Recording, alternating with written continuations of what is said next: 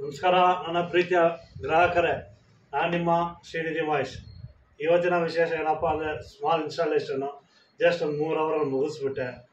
So ಇದು ಬಂದು ನಮ್ಮ ದೀಪಾಂಜಲಿ ನಗರ ಹತ್ರನೇ ನೋಡ್ಬೋದು. ಕ್ಯಾಮ್ರಾ ಆಚೆ ಕಡೆ ಎಲ್ಲ ನಾನು ಏನೋ ತೋರ್ಸೋಕ್ಕೋಗಲ್ಲ, ಯಾಕಂದರೆ ಪ್ರತಿ ಸಲ ತೋರಿಸೋದೇ ಇದು ಅಂತ.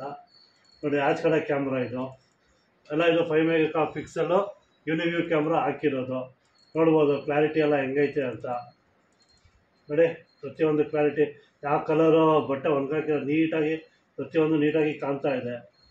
ಸೊ ಇಷ್ಟು ಕೆಲಸ ಜಸ್ಟ್ 3 ಅವರ್ಸಲ್ಲಿ ಮಾಡಿದ್ದೀನಿ.